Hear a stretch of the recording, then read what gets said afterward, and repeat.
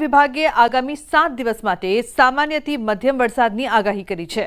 હાલમાં કોઈ સિસ્ટમ સક્રિય નથી, જેના કારણે રાજ્યમાં વરસાદનું જોર ઘટતું નજરે પડી રહ્યું છે। 4 થી 6 ઓગસ્ટ દરમિયાન દરિયામાં પવનની ગતિ તેજ રહેવાની શક્યતા છે, જેના કારણે માછીમારોને દરિયો ન ખેડવા સૂચના આપવામાં આવી છે।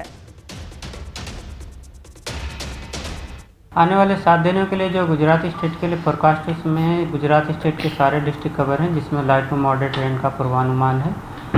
और फिशरमैन वार्निंग की बात करेंगे तो डे 3, डे 4 और डे 5 के लिए फिशरमैन की वार्निंग है नॉर्थ गुजरात कोस्ट के लिए, जिसमें विंड की स्पीड रहेगी 35-45 और जो गस्टी विंड होगी वो 55 किलोमीटर के आसपास रहने का पूर्वानुमान है।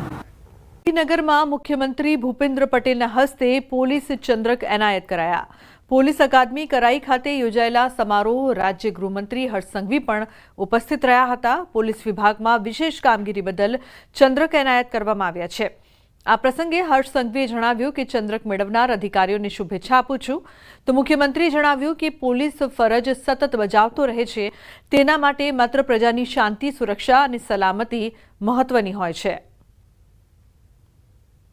રાષ્ટ્રધ્વજની શાન વધારવામાં સમાજ જીવનની સુરક્ષા, સલામતીના પ્રહરી એવા તમારા સૌનું પણ મોટું યોગદાન છે।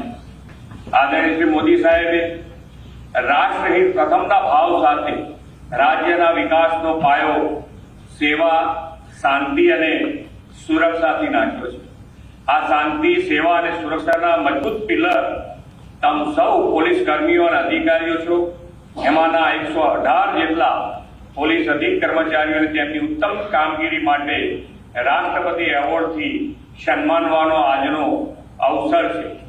હું ગુજરાત પોલીસ ફોર્સના આ બધા જ અધિકારીઓને એટલે અભિનંદન આપવા માંગુ છું, કારણ કે આ મેડલ એના અનેક નોર્મ્સ છે। પ્રેસિડેન્ટ મેડલના 25 વર્ષ સુધીની જે આપણી કાર્ય છે અને એ કાર્ય સિવાયની અનેક નોર્મ્સ પછી આ મેડલ્સ પ્રાપ્ત થાય છે।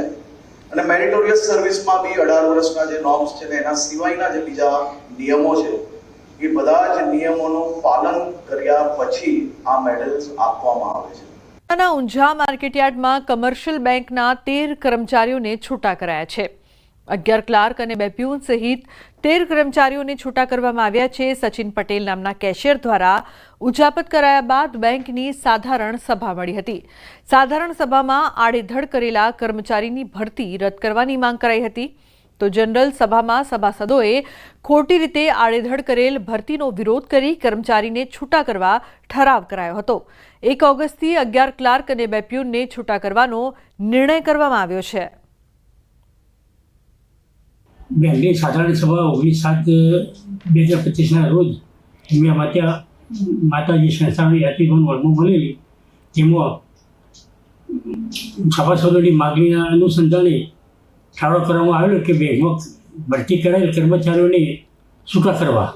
એના અનુસંધાને બેંકની મિટિંગ તારીખ 29/7/2025ના રોજ મળેલ, તેમાં થયેલ ચર્ચા મુજબ બેંકમાં ભરતી કરેલ કર્મચારીઓને